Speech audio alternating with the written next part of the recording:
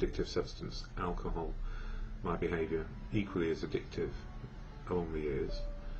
Work, relationships, materialism, collecting, trying to look right, trying to be right, putting on a brave face, not quite sure who I was, covering up the fear. But it took a long time to cover up the fear, because I didn't know what I was covering up, and I just didn't feel quite right about me and my life.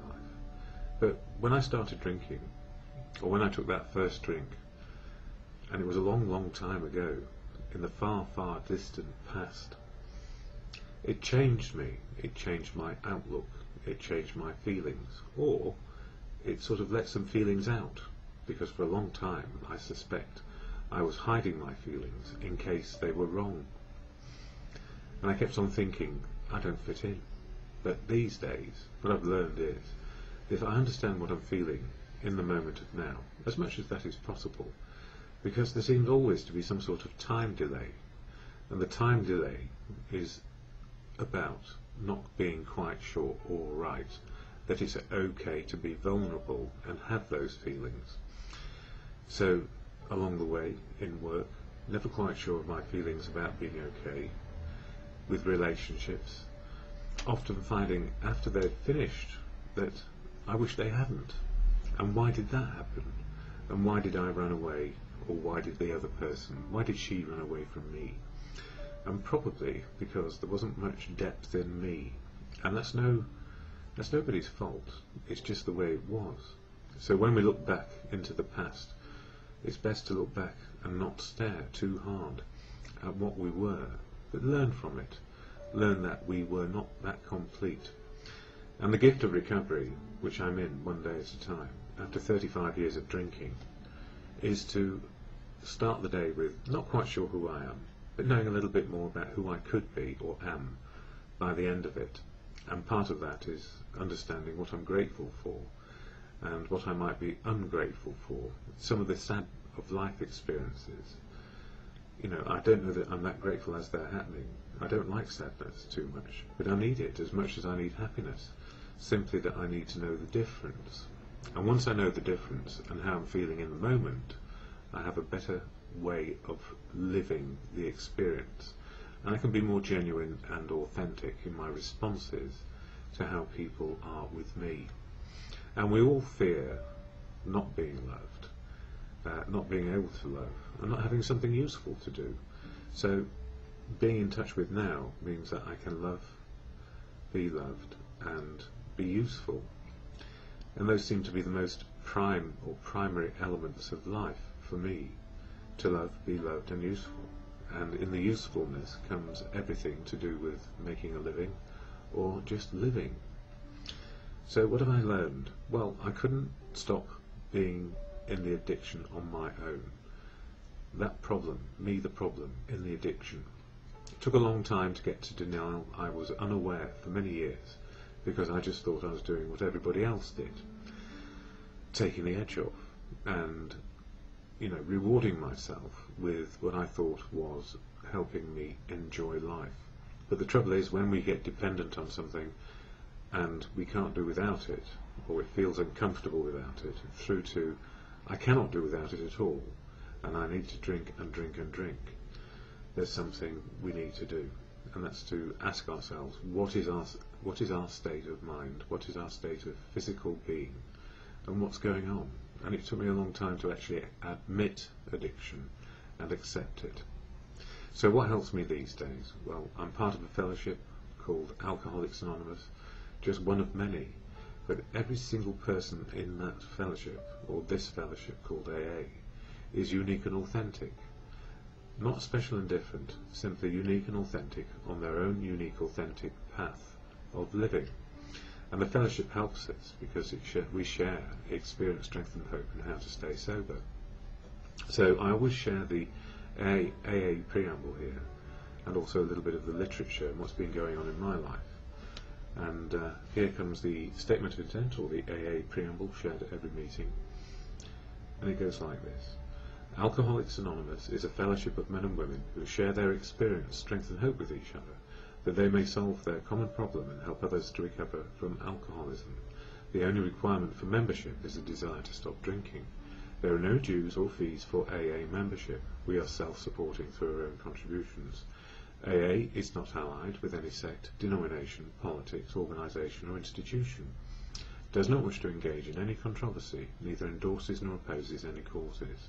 Our primary purpose is to stay sober and help other alcoholics to achieve sobriety. And we do that, just simply one day at a time. And I went to a meeting called the After Eights last night, which is at Eaton Square. And After Eights is after 8 o'clock in the evening, but more importantly, the people who share have been sober 8 years or more. They do the share. And at the same time, there are people in the room, and there were probably about 100 in last night, who have maybe a few hours sober through to, in this case, over 47 years sober. And the person speaking as the chairperson last night was celebrating some decades in sobriety and had an anniversary the day before. And they shared about experience, strength and hope, how to get right-sized with the world, that is to be the same size as any other human being, how to share a message of experience, strength and hope, and keep sober. And having done it for several decades and helped a lot of people along the way, one can only admire what they've done. But that's not to put them on a pedestal, it's to admire what they have done and their sobriety, because we can all do this, and it's one day, just for today. And in the Daily Reflections book, this one, which covers the 12 steps of action to change our attitude and behaviour on a daily basis, and each step is covered each month. So January is all about step 1, powerless over alcohol and life being unmanageable if we drink. And some of us have been back for more research before we actually set into a pattern of changing our attitude and behaviour to not drink on a daily basis.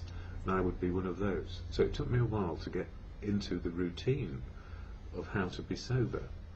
I mean, it's amazing, 35 years doing it one way, and then the next day doing it another way, without drink.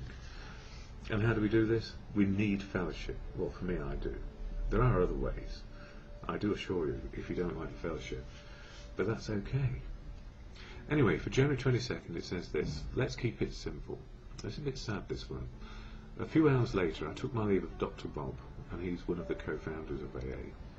The wonderful old broad smile was on his face as he said, almost jokingly, "Remember, Bill, let's not louse this thing up. Let's keep it simple." I turned away, unable to say a word. That was the last time I ever saw him. And that's Bill Wilson speaking about his friend. It goes on to say, after years of sobriety, I occasionally ask myself, can it be this simple? Then at meetings I see former cynics and skeptics who have walked the AA path out of hell by packaging their lives without alcohol into 24-hour segments, during which they practice a few principles to the best of their individual abilities. Individuality expressed there. And then I know again that, while it isn't always easy, if I keep it simple, it works. And for me, I can complicate anything. Somebody pays me a compliment. Somebody pays me a compliment, and I don't know what to do. And that's why I come back to this thing of being able to feel the emotion in the moment. If somebody's complimenting us, it means that we're doing okay. It doesn't mean there is any ulterior motive behind the compliment. It's just a compliment. If there are other motives, well, maybe we get to find out what they are. But the gift is just to accept how another person feels about what we've done, and to accept it ourselves, and that it may be a good thing. So serenity is about the good and the bad, and being able to live with the good and the bad of who we are. And acceptance is always key. So that acceptance prayer, which goes to God or good conscience. God, grant me the serenity to accept the things I cannot change, courage to change the things I can, and the wisdom to know the difference for me is in a 24-hour segment, commonly called Just for Today. Good morning, and I'm a bit delayed in doing my video this morning. I had a lot on my mind, and last night I didn't sleep too well. So how am I feeling this morning? And what may I do about it? So the questions are to assert in my world, how am I feeling, why, and what can I do? And when I impact on the world, how are we feeling and what can we do, which is to have a bit of empathy. And at the moment my empathy levels are very low, which means I prefer the idea of isolating, licking my wounds and not doing anything. And actually I'm not wounded in any particular way, just sad. So I don't know whether it's the old nudges of clinical depression nudging me one way or the other.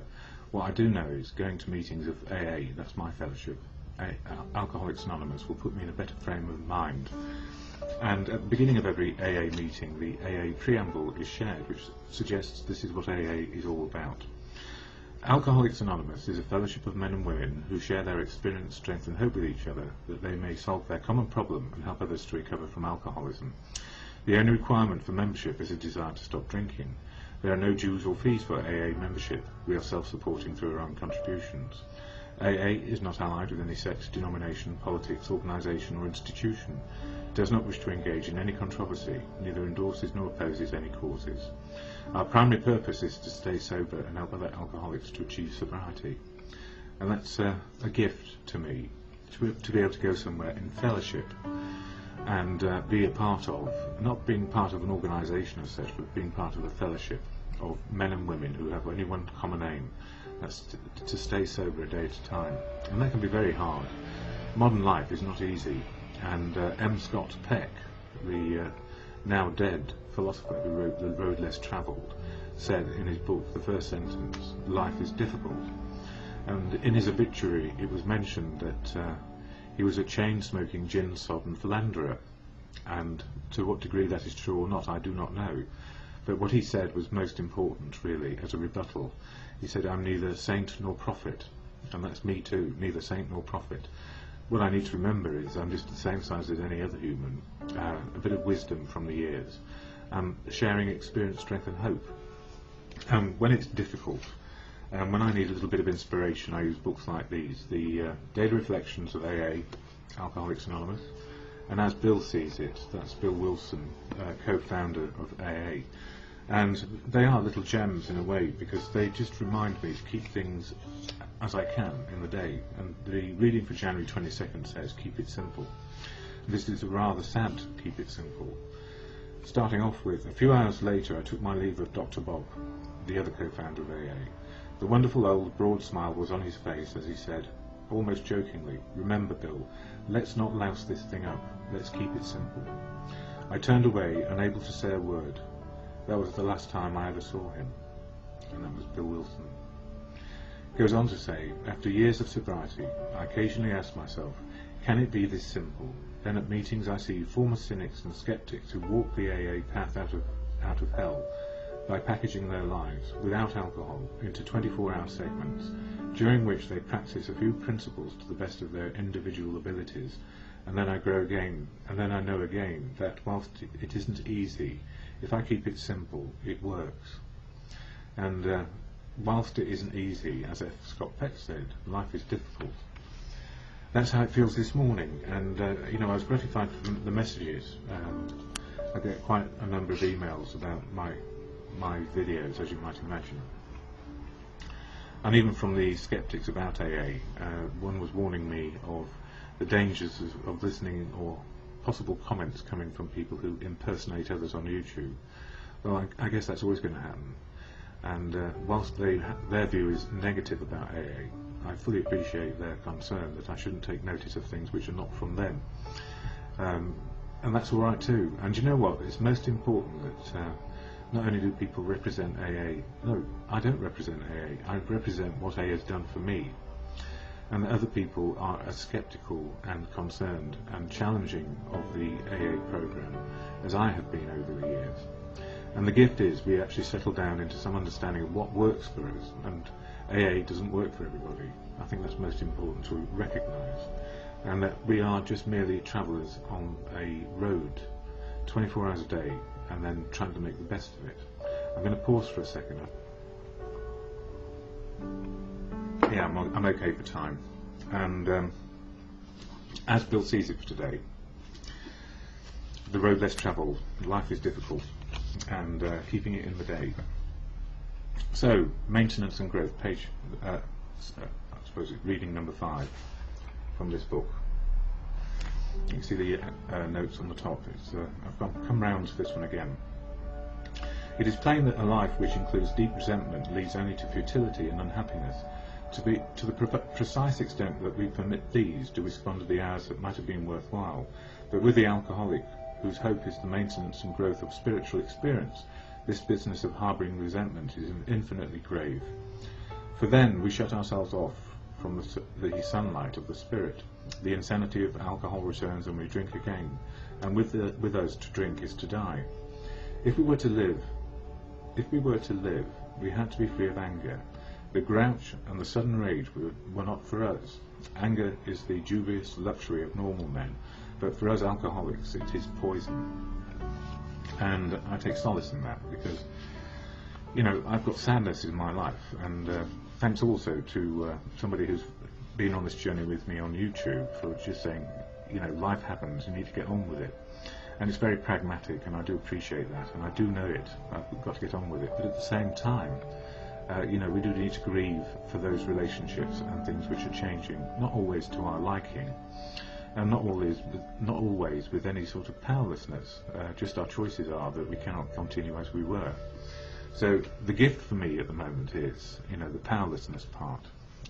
You know, January is about step 1 for me and my videos, so that's why we've got powerless in the title at the moment.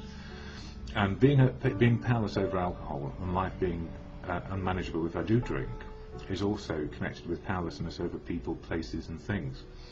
So people, places and things may be as they are today. People make their choices, places are just as they are, and things are just meant as they are. So why powerless? Simply because if I try and move immovable objects, the amount of unmanageability for me is immense. And trying to move immovable objects or people to be persuaded to my point of view is really not my scene. It's not for me to actually persuade people to my point of view at all. It's for me to express my point of view and make my choices accordingly.